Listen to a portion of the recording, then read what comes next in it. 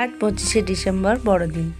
তো আজ করলাম একটু স্পেশাল রান্না, চিলি চিকেন আর পোলাও। তো তার জন্য আমি 1 কেজি বোনলেস চিকেন নিয়ে এসেছিলাম।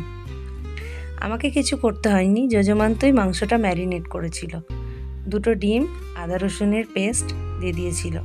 তারপর ভালো করে ওটা মিক্স করে নিয়ে ওর মধ্যে দিয়েছিল 4 চামচ কর্নফ্লাওয়ার, 1 চামচ ময়দা, আর দিয়েছিল অল্প করে গোলমরিচের গুঁড়ো, স্বাদ মতো নুন, লঙ্কা গুঁড়ো আর টমেটো সস,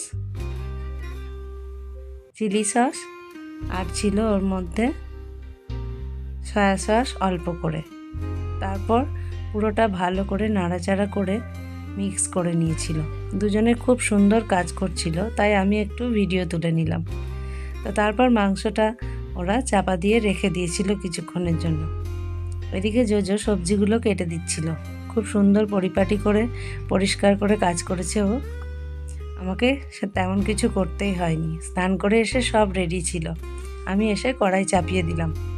তারপর কড়াইয়ে সাদা তেল দিয়ে মাংসগুলো একটা একটা করে তেলের মধ্যে দিয়ে সুন্দর করে উল্টে পাল্টে নেড়ে চেড়ে অল্প আঁচে ভেজে নিলাম।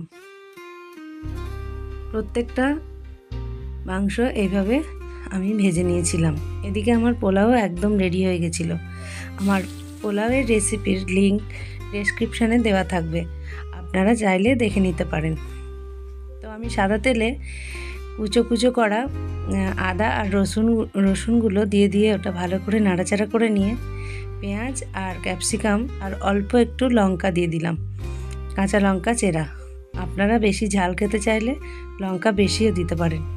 তারপর ওতে দিয়ে দিলাম চিলি সস, টমেটো সস আর সয়া সস অল্প করে দিলাম, স্বাদ মতো নুন, আর স্বাদ বাড়ানোর জন্য অল্প একটু চিনিও দিয়ে দিলাম।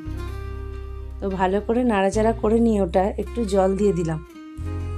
ফুটে উঠলে ওর মধ্যে ভেজে রাখা চিকেনগুলো দিয়ে দিলাম।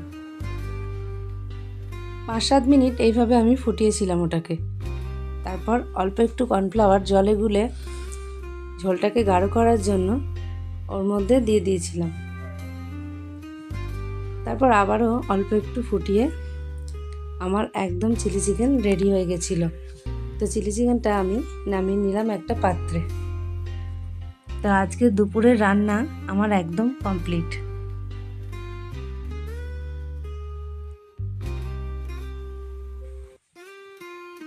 কলা পাতায় খাবো, তাই কলা পাতা কেটে এনে ধুয়ে রেখে দিয়েছিলাম। কলা পাতায় 3 জনের খাবার বেড়ে নিলাম।